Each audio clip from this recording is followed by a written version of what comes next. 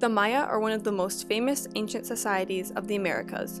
They flourished from 3 to 9 CE and reached their peak around the 6th century, building expansive cities featuring stone buildings and palaces, making advances in agriculture, creating a calendar system, a writing system, and studying constellations and mathematics. But between 800 and 925 CE, the Maya experienced one of the most dramatic civilization collapses in history. Their amazing limestone cities were discovered by European explorers in the late 15th century, but by the time the Europeans made landfall, the political and economic power, which had at one time sustained a population of some 2 million people, had vanished. The strange disappearance of Mayan society has prompted many theories, including the 3 main reasons that, through my research, I believe to be the cause of the downfall of the Mayan civilization: warfare, overpopulation, and overall drought. Dick Gill was the archaeologist that initially proposed the theory that the Maya were destroyed by a natural disaster. He says no other theories, including warfare, disease, declining agricultural activity, plant disease, and religious inflexibility, can account for the rapid way that the civilization declined. Gill's theory is that the Maya were devastated by a drought, which would have brought down their large civilization very quickly. However, many of his colleagues have rejected his theory because Tikal, the heart of the Maya civilization, sits in the middle of a rainforest. Despite that, Gill was determined to prove his theory. He consulted local guide Rufino Ortiz, who stated, "The main problem the Mayas had here in Tikal was solving the water problem, since we have no rivers, no lake, and no underground waters." Tikal had 4 to 5 months of a wet season, followed by a dry season. During this dry season, they relied on their surface reservoirs to maintain their city. This system meant that if Tikal didn't get enough rain, the existence of their population was at stake. Gill traveled to Mexico City, where authorities allowed him access to environmental records. There, he found that Mexico suffered a relatively severe drought from 1902 to 1904. This proved that droughts not only could happen in Mexico, but had happened. This wasn't enough evidence for Gill, and for 2 years he dove into worldwide weather patterns in search of new evidence. What he found was astonishing. Areas of high pressure are associated with calm, settled pressure. There are high pressure systems in the North Atlantic. One in particular normally stays near Europe, and that's where it was for most of the time. But Dick discovered that just once during the 20th century, this system moved toward Central America. Gill said, "That was a time of severe drought in the Maya lowlands, and it was a period where the coldest Arctic temperatures were recorded for the 20th century." Climate modeler Tony Broccoli was able to mimic this weather pattern that Gill found to show how it affected the globe. He started with a tropical rain belt directly placed on the equator. But when he made the far north colder, the effect is dramatic. The rain belt is forced south and doesn't reach Central America. The result is drought.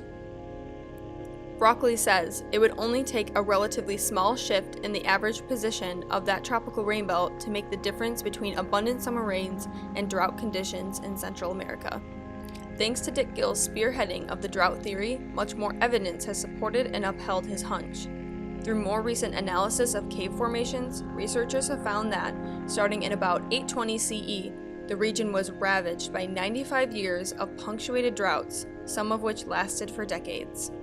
The Maya cities which fell during the 9th century droughts were mostly located in the southern portion of their territory, in modern-day Guatemala and Belize. In the Yucatan Peninsula to the north, the decline wasn't as dramatic, but the region still suffered 2 major droughts near the middle of the 9th century.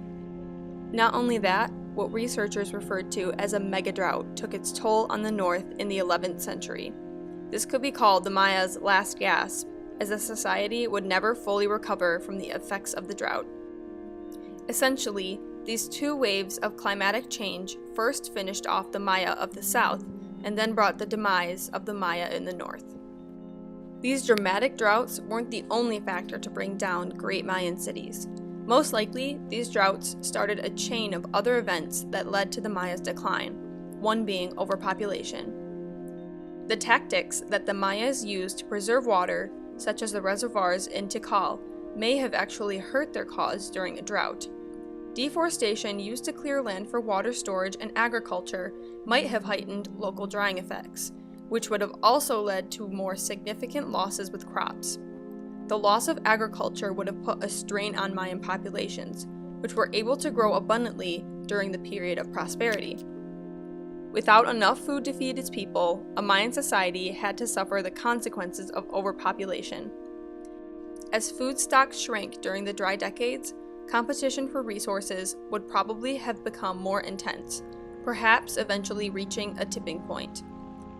Citizens may have been forced to resort to basic survival methods, and in turn, competing against others for resources. 90% of the Maya population were involved in farming, so imagine the effects if a drought plagued the land for several years. The lack of rain and repeated crop failures make it entirely conceivable that either the lower levels of society, or perhaps more likely, non-ruling elites, rebelled against the ruling class. The elites of Mayan society were expected to be able to communicate with the gods, so when leaders were unable to justify their role as protectors of society and intermediaries with the gods, such as Chak, the rain god, the Maya's common classes might have fought back. Due to these circumstances, the Maya could have turned to external warfare in an attempt to stabilize their society. They might have launched campaigns against other civilizations in order to bring back sacrificial victims, perhaps to increase agricultural production and acquire resources, or to appease the gods and return to the more stable times of earlier centuries. Scientists have found evidence that suggests city life was becoming more precarious during those times.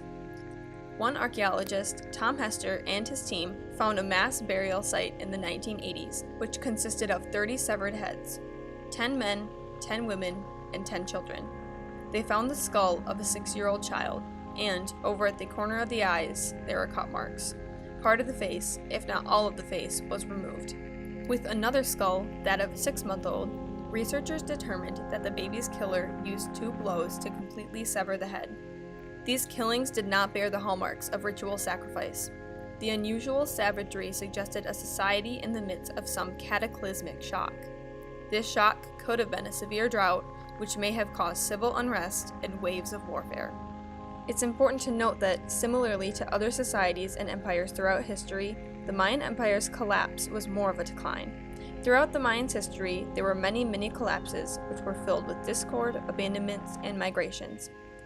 Thanks to newly updated scientific research, many scholars now agree that the overall factor to cause the classic collapse of the Maya was severe drought.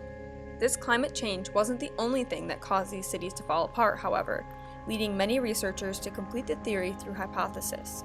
I believe that overpopulation and warfare may have left us the Mayans' abandoned streets, and still, other theories are just as prominent and plausible.